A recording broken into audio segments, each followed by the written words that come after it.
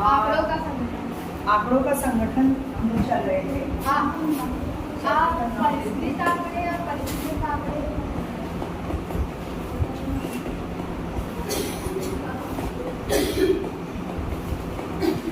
आंकड़ों का संगठन यानी कि ऑर्गेनाइजेशन ऑफ डेटा।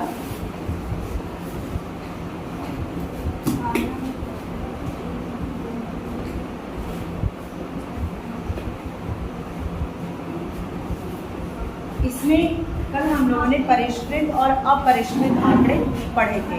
आज हम लोग उससे थोड़ा आगे चलेंगे और चर के बारे में पढ़ेंगे। चर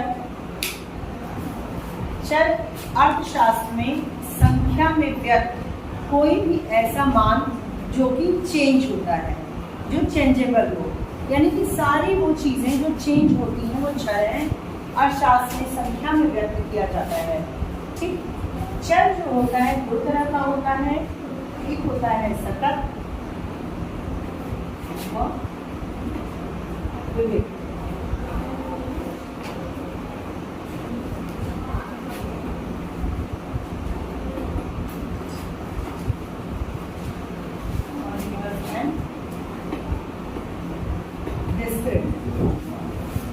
आज हम लोग चर, सतत और विविध चर के बारे में पढ़ेंगे।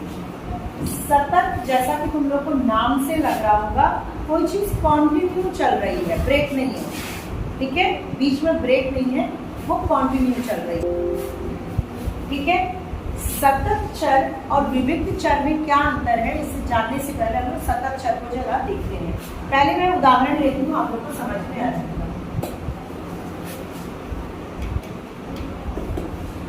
मान लो आपकी क्लास में छात्राओं की संख्या, ठीक, और दूसरा मैंने लिया चर छात्राओं की आयु। अब देखो, ये दोनों चर हैं क्योंकि दोनों चेंज हो सकते हैं। ठीक है, 100 बच्चे हैं, 50 हैं, 40 हैं, ये चेंज हो सकता है, और आयु आपकी तो चेंज हो रही है। अब जब हम संख्या की बात करेंगे तो क्या कहेंगे, 1 2 3 4। ठीक, संख्या कैसे हो सकती है, 1 2 3 4 20 ऐसे हो सकती है। आयु की अगर हम बात करेंगे तो 15 15.3 15.9 16 16. समझ रहे हो बात को। कुछ चर ऐसे होते हैं जैसे कि आयु, जो कि कॉन्टिन्यू चेंज हो रही है, उसको हम भिन्न में दशमलव में व्यक्त कर सकते हैं। वो भिन्न और दशमलव में हो सकता है। जैसे आयु हुई आपकी, कद हुआ, आप मान लो कि 100 सेंटीमीटर के हैं, फिर 100.2 सेंटीमीटर के, 150 के, 1 इंच हम लोग दशमलव में भी व्यक्त कर सकते हैं। लेकिन अगर हम कहें छात्राओं की संख्या, तो 1 के बाद आधा आएगा, आधा का कोई मतलब ही नहीं, आधे तो हो नहीं, तो पूरे के पूरे हो।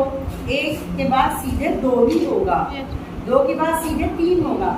ये नहीं कि 1.3 फिर 1.4 5 फिर 9, ऐसा तो नहीं है। यानी जब हम संख्या की बात करते हैं, जब हम संख्या की बात कर रहे हैं छात्राओं की, तो ये क्या है, विविक्त है। ये कैसा है, ये डिस्क्रिट है, यानी कि विविक्त, अलग अलग, एक के बाद 2। और सतत का मतलब क्या, पहले समझ लो। सतत का, कॉन्टिन्यूअस का मतलब जैसे आयु हमारी, ये सतत है, वो एक पॉइंट पे भी अलग नहीं हो रही है, कॉन्टिन्यू बनी हुई है। दशमलव में भी 9993, 1 माइक्रो सेकेंड जैसे होता है, समय को ले लें। ठीक है, आयु को ले लें, कद को ले लें, जो कि कॉन्टिन्यूअस हमारा चेंज हो रहा है, इसको हम भिन्न में व्यक्त कर सकते हैं, दशमलव में व्यक्त कर सकते हैं। लेकिन जो विविध चर होते हैं, डिस्क्रिट यानी कि ब्रेक, नाम से ही साउंड कर रहा है, डिस्क्रिट यानी कि ब्रेक लग गया, 1 के बाद 2, तो ये क्या होते हैं, 1 के बाद 2 के बाद 3, यानी ये उछाल के द्वारा बदलते हैं। एक उछाल, इसको क्या कहते हैं, परिमित उछाल। किसके मान परिमित उछालों से चेंज होते हैं।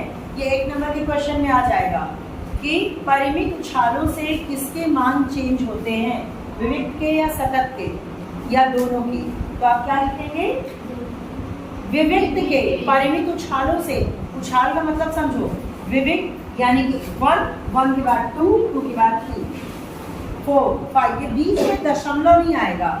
जब हम संख्या, जैसे कि छात्राओं की संख्या ले लो या फिर सड़क पे खड़े कारों की संख्या ले लो, तो जब संख्या गिनने की बात आती है तो वो क्या है, या फिर आप जो लूडो खेलते हो, लूडो में जो नंबर्स आते हैं वो 1 आएगा या 1 के बाद 2 3 4 5 6 तक होता है ना, लेकिन 1.2 आ सकता है।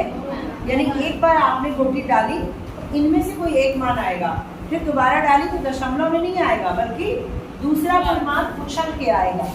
परिमित उछालों से जो मान बदलते हैं वो विविक्त चर कहलाते हैं। डिस्ट्रिक्ट और सतत क्या है, जो कॉन्टिन्यू बना होता है। ये माइक्रो सेकंड, अगर समय की बात हम करते हैं तो 1 घंटा हुआ, उसके बाद 2 घंटे, ठीक, 1 बजा फिर 2 बजा, लेकिन 1 के बाद सीधे 2 बज जाएगा। 1 के बाद क्या होगा, 1 मिनट 2 मिनट, और उसमें भी माइक्रो सेकंड, 1 सेकंड 2 सेकंड, उसमें सेकंड में भी माइक्रो सेकंड, ठीक है, माइक्रो सेकंड फिर सेकंड फिर मिनट वो बदलता है। तब 1 मिनट फिर 1 मिनट का 2 मिनट फिर माइक्रो सेकंड, यानी कॉन्टिन्यू बना हुआ है। ये यहाँ से यहाँ रास्ता पार करने में बहुत सारी चीजों को गिना जा रहा है। यानी कि यहाँ से यहाँ एक पुल बना हुआ है जो इसको जोड़े हुए है।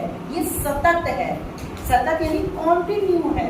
यहाँ से यहाँ कॉन्टिन्यू रास्ता बना है और यहाँ क्या सीधे उछल के जा रहा है, ठीक है। जैसे कि सांप या कोई कैटरपिलर रेंगता है ना, तो वो एक रास्ता भी नहीं छोड़ता। और फ्रॉग जो होता है, जो मेढक होता है, वो एक जगह से उछल के सीधे जाता है, यानी बीच का रास्ता छोड़ दिया। आप सीढ़ियों में बदमाशी करते हो, सीढ़ियाँ कभी कभी आप लोग क्या करते हो, उछल के दोनों पार करोगे, समझ गए। और तो ये चीज आप समझ में आ गया, सतत चर और विविक्त चर। विविक्त मतलब टुकड़े, टूटा हुआ, उसके बीच में कोई मान नहीं, उछाल, ये सब क्या है, विविक्त है। और सतत का मतलब कि दशमलव में, भिन्न में, ठीक है, मान होगा। क्लियर सभी को। टेस्ट ले ले थोड़ा इसमें कि आपको कितना समझ में आ गया। उदाहरण दे दे तो समझ में आ जाएगा। और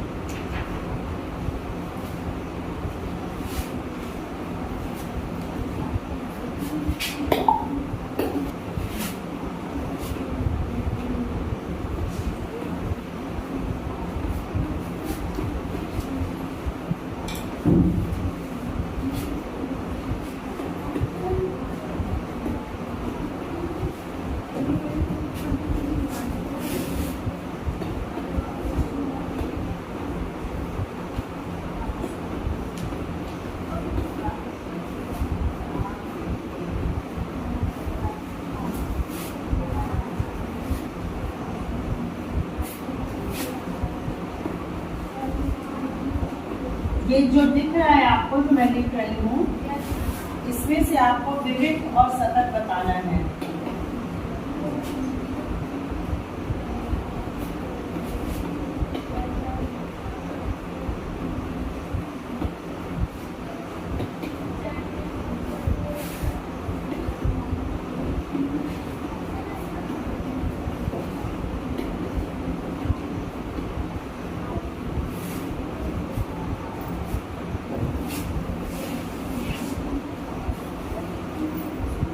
बताइए सतत कौन कौन सा है। सतत आयतन, ताप, कद, आयु, पासे की संख्या, फसल, उपज, जनसंख्या, सड़क पर खड़ी कारों की संख्या। कद ये कहेंगे पहले क्या है, सतत है। सतत वाले को येलो से करेंगे सर्कल, ठीक है। ये जो सतत है वो येलो से होगा और रेड से होगा हमारा विविध। ठीक, तो पहले सतत बताओ। सतत बोल रही है कद है, क्यों कद है, कद क्यों है?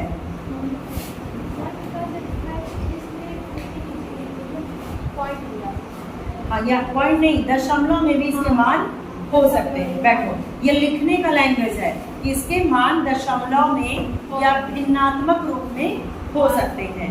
कद जो है आप 100 सेंटीमीटर की है, 100 दशमलव में आ जाएंगी, फिर 101, फिर 102 के बीच दशमलव आएगा। और क्या है सतत? आयु। ठीक है, आयु है, क्योंकि आप 16 वर्ष से सीधे 17 में नहीं गए होंगे, 17 से सीधे 18 नहीं, बल्कि हर एक दिन, और दिन में भी घंटे, घंटे में भी मिनट, सेकंड, माइक्रो सेकंड, है ना। ये पल पल आप बढ़ रही हैं, आपकी उम्र पल पल बढ़ रही है, तो एक कॉन्टिन्यू चल रहा है। ठीक है, और कौन सा है सतत? फसल की उपज। क्यों? फसल की उपज जो है, फसल की बढ़त नहीं है ये, उपज, यानी कि इस साल इतनी उपज हुई, तो वो दशमलव में भी हो सकता है।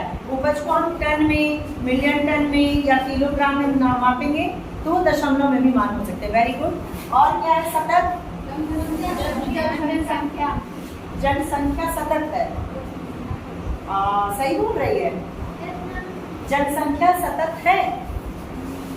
अब जनसंख्या की काउंटिंग मैंने बताया था ना, जनसंख्या कैसे ली जाती, जनगणना होता है तो कैसे किया जाता है।